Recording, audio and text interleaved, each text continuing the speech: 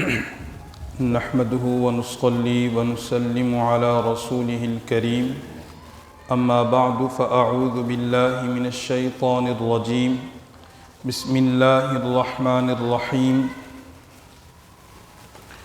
والذي جاء بالصدق وصدق به أولئك هم المتقون وقال تعالى في مقام آخر اليوم أكملت لكم دينكم وأتممت عليكم نعمتي ورضيت لكم الإسلام دينا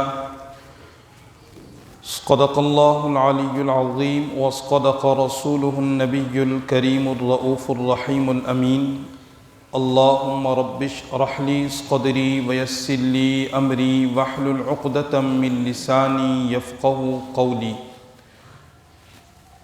إن الله وملائكته يصلون على النبي يا أيها الذين آمنوا صلوا عليه وسلموا تسليما اللهم صل على سيدنا ومولانا محمد معدن الجود والكرم وآله وصحبه وبارك وسلم الصلاة والسلام عليك يا سيدي يا رسول الله وعلى آلك وأصحابك يا سيدي يا خاتم الأنبياء الصلاة والسلام عليك يا سيدي يا شفيع المذنبين وعلى آلك وأصحابك یا سیدی یا خاتم النبیین زمین و زماں تمہارے لیے مکین و مکان تمہارے لیے چنین و چنا تمہارے لیے بنے دو جہاں تمہارے لیے دہن میں زباں تمہارے لیے بدن میں ہے جاں تمہارے لیے ہم آئے یہاں تمہارے لیے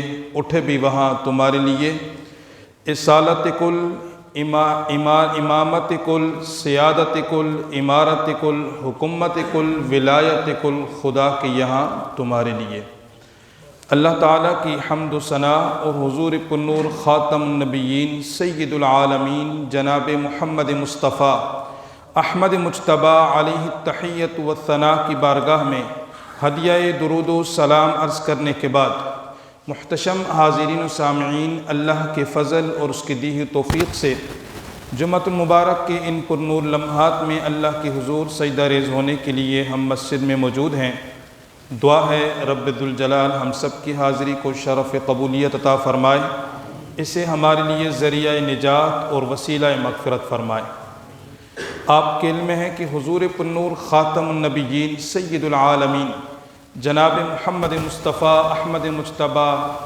علیہ التحیت والثناء کی آمد سے قبل پوری دنیا اور بالخصوص اہل عرب گمراہی کے اندھیروں میں تھے قرآن کریم نے اس کا منظر وَإِن كَانُوا مِن قَبْلُ لَفِي ضَلَالٍ مُبِينٍ کے الفاظ کے ساتھ بیان کیا اللہ کا کرم ہوا حضور علیہ السلام خاتم النبیین رحمت للعالمین بن کر مبعوث فرمائے گئے اور پوری کائنات آپ کے نورانی نظام سے منور ہوئی اور قیامت تک منور ہوتی رہے گی 23 سال اور کچھ ماہ کے تھوڑے سے عرصے میں آپ علیہ السلام نے اپنی سیرت اور صورت کے تحت وہ عظیم الشان انقلاب برپا کیا کہ قیامت تک اس کی مثال پیش نہیں کی جا سکتی آپ علیہ السلام کا جب وصال ہوا تو اب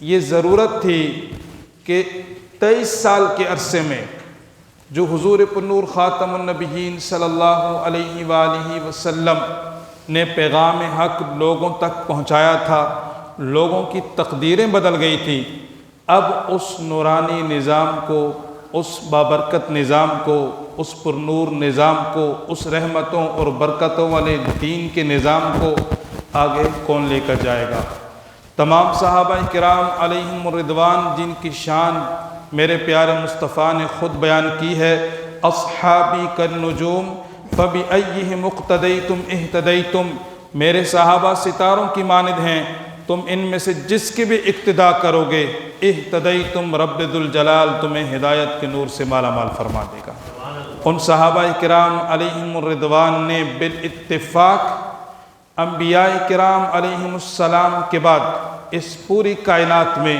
سب سے افضل ترین شخصیت سیدنا صدیق اکبر رضی اللہ تعالی عنہ کو اپنا خلیفہ منتخب کیا۔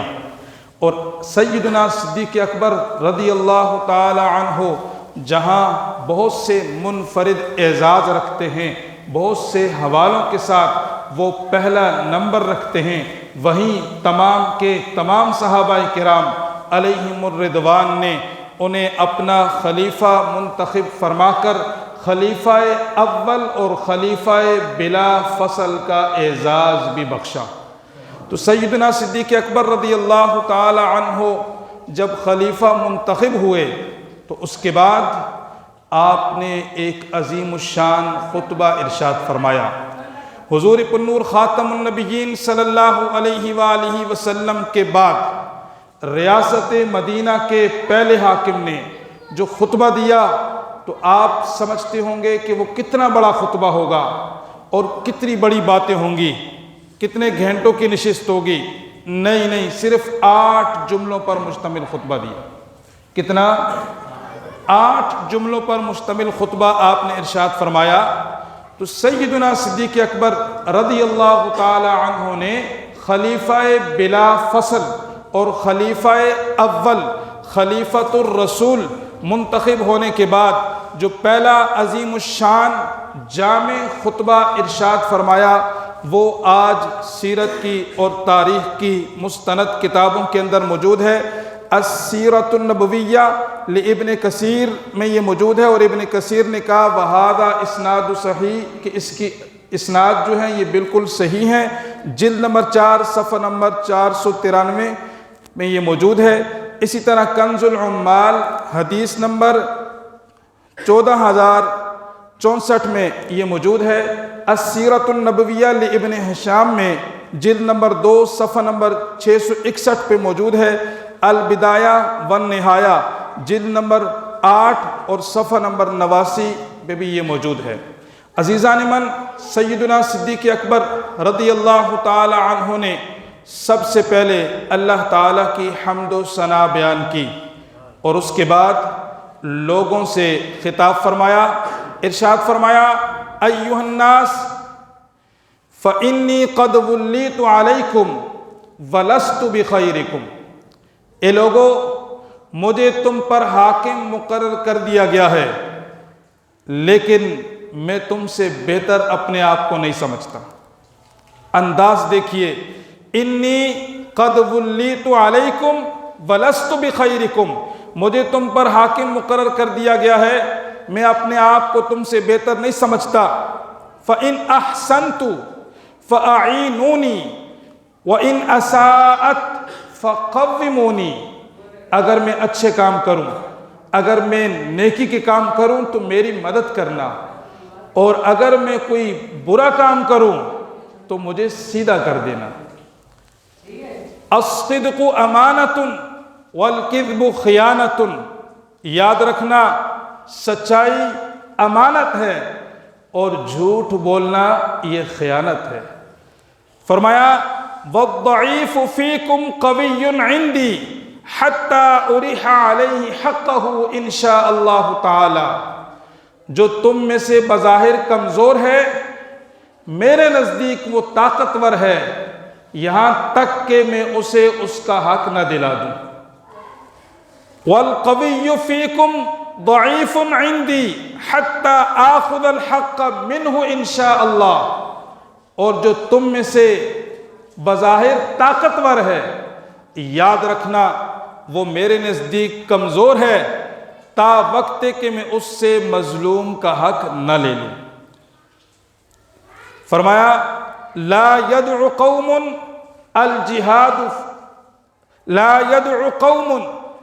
الجہاد فی سبیل اللہ الا ضربہم اللہ بالذل، جو قوم جہاد فی سبیل اللہ کو چھوڑ دیتی ہے، خدا کی راہ میں لڑنا چھوڑ دیتی ہے، اللہ تعالیٰ اس پر ذلت کو مسلط فرما دیتا ہے۔ آگے فرمایا وَلَا تَشِيعُ الْفَاحِشَةُ فِي قَوْمٍ قَطُّ إِلَّا عَمَّهُمُ اللَّهُ بِالْبَلَاءِ، اور جس قوم میں بے حیائی اور بدکاری پھیل جاتی ہے اللہ تعالیٰ اس پر مصیبتوں کو نازل فرماتا ہے۔ آگے فرمایا اطیعونی ما اطاعت اللہ ورسولہ، تم نے اس وقت تک میری اطاعت کرنی ہے جب تک میں اللہ اور اس کے رسول کی اطاعت کروں۔ ذرا توجہ میری طرف رکھیے گا، کیا فرمایا؟ اطیعونی ما اطاعت اللہ ورسولہ، تم نے اس وقت تک میری اطاعت کرنی ہے جب تک میں اللہ اور اس کے رسول کی اطاعت کروں۔ فَإِذَا عَصَيْتُ اللَّهَ وَرَسُولَهُ فَلَا طَاعَةَ لِي عَلَيْكُمْ، اور بالفرض اگر میں اللہ اور اس کے رسول کی نافرمانی کروں، تمہیں کوئی ایسا آرڈر دے دوں جس میں اللہ اور اس کے رسول کی نافرمانی ہو، تو تم پر میری اطاعت واجب نہیں۔ قوموا الی صلاتکم یرحمکم اللہ، کہا اب کھڑے ہو جاؤ اور نماز ادا کرو، اللہ تم پر اپنی رحمتوں کا نزول فرمائے۔ یہ ہے ریاست مدینہ کے پہلے حکمران کا خطبہ۔ رونا نہیں رویا کہ اب حضور علیہ السلام چلے گئے ہیں، اب کیا ہوگا، ہم کیسے کریں گے، یہ کوئی ایسی بات دیکھی آپ نے؟ کوئی رونے والی بات دیکھی ہے؟ حضور علیہ السلام کا ظاہری طور پر وصال فرما جانا کتنا بڑا حادثہ ہے کہ صحابہ اکرام علیہم الرضوان آپس سے باہر ہو جاتے ہیں۔ سیدنا عمر فاروق تلوار لے کر آ جاتے ہیں، کوئی یہ کہے گا کہ حضور کا وصال ہو گیا، میں اس کا سر قلم کر دوں گا۔ ان حالات میں جب سیدنا صدیق اکبر کو ذمہ داری ملتی ہے تو سیدنا صدیق اکبر اس غم کو بھی برداشت کیے ہوئے ہیں۔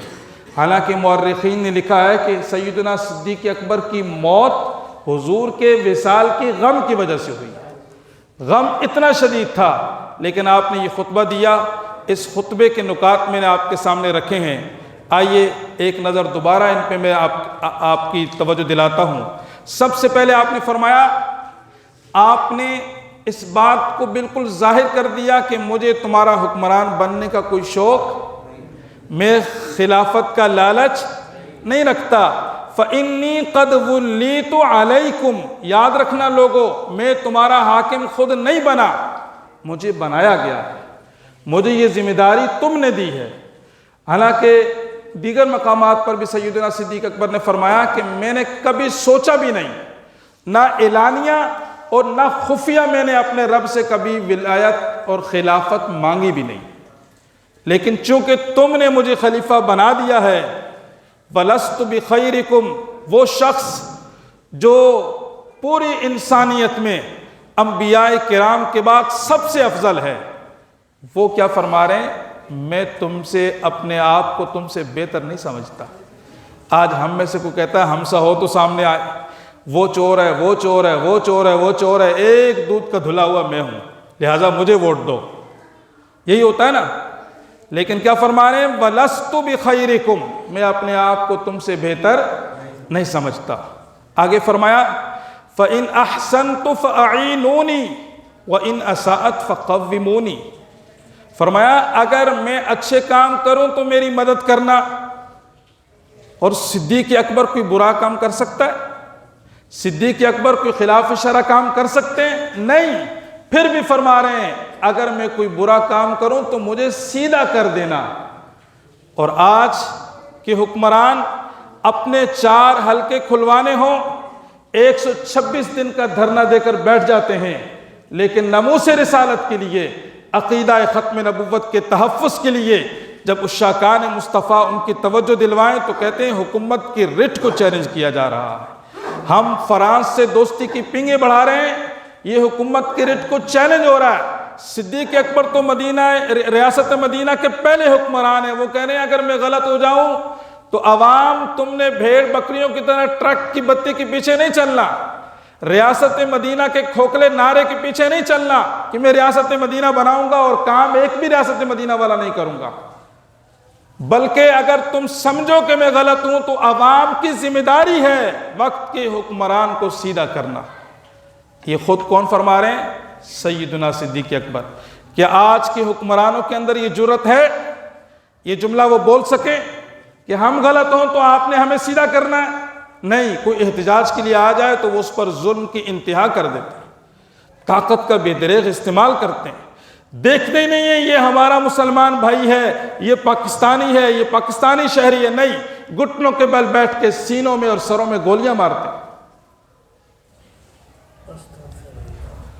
آگے فرمایا الصدق امانۃ والکذب خیانہ، سچائی امانت ہے، جھوٹ خیانت ہے۔ اور آج جھوٹ کو یو ٹرن کا نام دے دیا گیا ہے۔ جو یو ٹرن نہیں لے گا وہ بڑا لیڈر ہی نہیں ہے، وہ بڑا رہنما ہی نہیں ہے۔ حکومت ملتی ہے، 5 سال رونا روتے رہتے ہیں، یہ ہو گیا، وہ ہو گیا، وہ کر گئے، یہ کر گئے، کوئی ایک کام عوام کی بھلائی کا نہیں کر سکے۔ آج عوام کو انہوں نے اتنا مجبور کر دیا کہ عوام تو اب احتجاج کے لیے بھی نکلنے کے لیے وقت نہیں ہے۔ یہ حالت ہے، جھوٹ بول بول کے۔ اور جب ان کو یاد دلایا جاتا ہے آپ نے اس وقت تو یہ کہا تھا، نہیں، یہ ہم نے یو ٹرن لیا ہے۔ اور یو ٹرن بڑے لیڈر لیتے رہتے ہیں۔ سیدنا صدیق اکبر نے یو ٹرن نہیں لیا، کہا الصدق امانۃ، سچائی امانت ہے، والکذب خیانۃ، جھوٹ دھوکہ ہے، خیانت ہے، اور وقت کے حکمران کو جھوٹ زیب نہیں دیتا۔ اسی طرح والضعیف فیکم قوی عندی حتی اریح علیہ حقہ انشاءاللہ، نام تحریک انصاف ہو اور اپنے دور حکومت میں وہ انصاف کا بول بالا نہ کر سکے تو بڑے افسوس کی بات ہے۔ سیدنا صدیق اکبر نے حاکم وقت کی ذمہ داری بتائی کہ جو تم میں سے کمزور ہے، جو بظاہر اپنے آپ کو کمزور سمجھتا ہے، یار میرا تو آگے پیچھے کوئی نہیں ہے، میرا کوئی اثر و رسوخ نہیں ہے، میرا کوئی ایم پی ایم این اے جاننے والا نہیں ہے، وہ سمجھے کہ میرے نزدیک وہ طاقتور ہے، ظالم سے اس کا حق میں لے کر دوں گا۔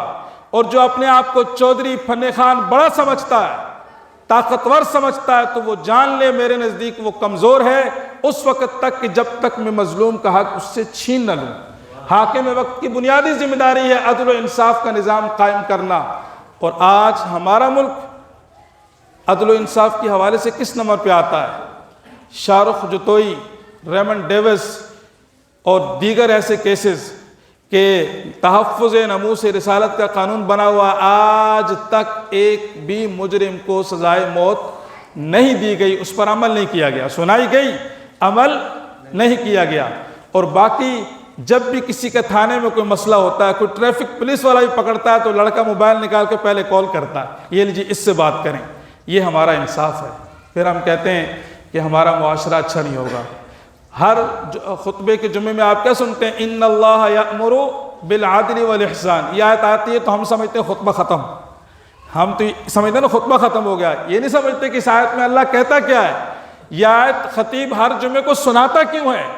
ان اللہ یأمر بالعدل والاحسان، اللہ تعالیٰ عدل و احسان کا حکم دیتا ہے، اور یہ کسی بھی حکومت کے لیے ریڑھ کی ہڈی کی حیثیت ہے۔ اور آج انٹرنیشنل جو تنظیمیں ہیں ان کی رپورٹ کے مطابق ہم انتہائی گرے ہوئے ملکوں کے اس میں آ چکے ہیں۔ اسلامک ایٹمی پاور ہوتے ہوئے ہمارے ملک میں نظام عدل قائم نہیں ہو سکا۔ اس کے بعد فرمایا لا يدع قوم الجہاد فی سبیل اللہ الا دربہم اللہ بالذل، جو قوم جہاد فی سبیل اللہ کو چھوڑ دیتی ہے اللہ اس پر ذلت کو مسلط کر دیتا ہے۔ آج ہم کہتے ہیں کشمیر آزاد ہوگا تو جمعے کے دن 12 بجے نماز جمعہ کی تیاری چھوڑ کے روڈوں پہ آ کے 1 گھنٹہ کھڑے ہونے سے کشمیر آزاد ہوگا، ہو گیا۔ ابھی تو سری نگر میں بھی انڈیا کا جھنڈا لگ گیا۔ لیکن ہم کیا کہتے ہیں؟ جو کشمیر کے ساتھ بات کرے گا، جو کشمیر کی حمایت بات کرے گا تو وہ کشمیر کا بھی دشمن ہوگا، پاکستانیوں کا بھی دشمن ہوگا۔ ارے کب ساتھ دو گیا مسلمانوں کا؟ برما کے اندر مسلمانوں کو مارا گیا، 20 سال آپ کی پڑوس افغانستان میں مارا گیا، افغانستان نے نہیں چھوڑا تو آج اللہ نے انہیں عزت بھی دی، ورنہ وہ بھی امن کی ریٹ لگاتے تو آج وہ بھی ان کے پیچھے چل رہے ہوتے۔ تو عزیزان من، جہاد جو قوم چھوڑ دیتی ہے اللہ اس پر ذلت کو مسلط کرتا ہے۔ آج دیکھیں نا کتنے مسلم حکمران ہیں، کتنے ممالک ہیں، افواج ہیں، وسائل سے مالا مال ہیں، لیکن جذبہ جہاد نہیں ہے، تو پوری امت مسلمہ پہ ذلت چھائی ہوئی ہے، نہیں چھائی ہوئی۔ اس کے بعد فرمایا وَلَا تَشِيعُ الْفَاحِشَةُ فِي قَوْمٍ قَطُّ إِلَّا عَمَّهُمُ اللَّهُ بِالْبَلَا، جس قوم میں بے حیائی پھیل جاتی ہے بدکاری پھیل جاتی ہے، اللہ اس پر مصیبتیں نازل فرما دیتا ہے۔ کورونا اور اس جیسی دیگر وبائیں، کون سی بیماری ہے جو آج ہمارے معاشرے میں نہیں ہے؟ کبھی آپ نے غور کیا؟ آج ہم نے فیشن کا نام دے کر ہمارے بچوں اور بچیوں کو دیکھیں تو ان کو لباس کو دیکھ کر لگتا ہے کہ یہ مسلمان کا بچہ اور مسلمان کی بچی ہے۔ کیا ہم نے مسلمان اپنی بچیوں کو، مسلمان خواتین کو بطور آئیڈیل پیش کیا؟ نہیں۔ جو پردہ کرے کہتے ہیں یہ پرانے دور کی بات ہے، یہ پتھروں کے دور میں ہمیں لے کے جا رہے ہیں۔ یعنی اسلام ان کے نزدیک پتھروں کا دور تھا۔ اسلام قیامت تک چمکتا رہے گا، اسلام کی سنہری تعلیم قیامت تک رہے گی، اور قیامت تک اسلام پر عمل پیرا ہونے والے لوگ بھی رہیں گے۔ تو فرمایا جس قوم میں بے حیائی پھیل جائے، آج ہماری قوم میں بے حیائی کی حد اس حد تک بڑھ چکی ہے کہ ایک چیز جو مرد کے استعمال کی ہے اس پر بھی عورت کا اشتہار نہ ہو تو وہ بکتی نہیں ہے۔ آپ اشتہارات کو دیکھیں، اور اس حوالے سے میری گزارش ہے، آپ اگر معاشرے کو نہیں سدھار سکتے، کم از کم اپنے گھر کا خیال کریں، اپنے بچوں کا خیال کریں، اپنی بچیوں کا بالخصوص خیال کریں۔ یہاں بچیاں پڑھنے آتی ہیں ہمارے پاس، ان کا لباس میں یہاں سے واپس بھیجتا ہوں، پینٹ شرٹ پہن کے آ جاتی ہیں، چست لباس پہن کر آتی ہیں۔ جب بچی کو آپ دوپٹہ نہیں سکھائیں گے، لباس نہیں سکھائیں گے، بڑی ہو کے وہ کیا پردہ کرے گی؟ آپ نے اس کو بتایا ہی نہیں۔ لہذا والدین کی ذمہ داری ہے کہ وہ بچوں کو اسلامی ماحول فراہم کریں۔ اس کے بعد فرمایا اطیعونی ما اطاعت اللہ ورسولہ فاذا عصیت اللہ ورسولہ فلا طاعت لی علیکم۔ جناب یہ کورٹ کا آرڈر آ گیا ہے، جناب یہ حکمران کا آرڈر آ گیا ہے۔ حکمران اور کورٹ کا آرڈر اگر اللہ اور اس کے رسول کی رضا کے مطابق ہوگا تو ہم عمل کریں گے۔ سیدنا صدیق اکبر فرما رہے ہیں میری اطاعت اس وقت تک کرنی ہے جب میں اللہ اور اس کے رسول کی رضا کے مطابق حکم دوں، اور اگر اللہ اور اس کے رسول کی رضا کے خلاف حکم ہے تو اطاعت واجب۔ لا طاعت لمخلوق فی معصیت الخالق، اللہ کی نافرمانی میں مخلوق کی اطاعت نہیں ہے، یہ اصول ہے۔ آج کے حکمران کہتے ہیں نہیں، ہم نے حکومتی رٹ قائم کرنی ہے، کچھ بھی ہو جائے، جو ہمارے منہ سے نکل گیا ہے وہ تم نے پورا کرنا۔ ہر دور میں جن کے پاس اقتدار کا نشہ تھا انہوں نے علماء حق کو دبانے کی کوشش کی ہے۔ امام احمد بن حنبل کے زمانے میں وقت کے حکمران نے کہا کہ قرآن اللہ کی مخلوق ہے، بچہ جانتا ہے قرآن اللہ کا کلام ہے، قرآن اللہ کا۔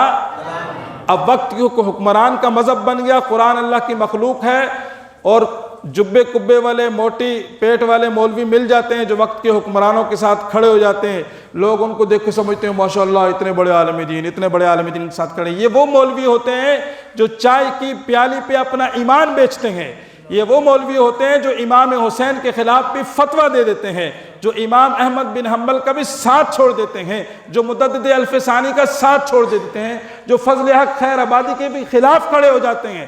لیکن جو علماء حق ہوتے ہیں وہ سامنے سولی بھی لٹکی ہو تو وہ یہی کہتے ہیں ستمگر ادھر آ، ہنر آزمائیں تو تیر آزما، ہم جگر آزمائیں۔ اس کے بعد آخر میں فرمایا قوموا الی صلاتکم یرحمکم اللہ، نماز قائم کرو اللہ تم پر رحم فرمائے۔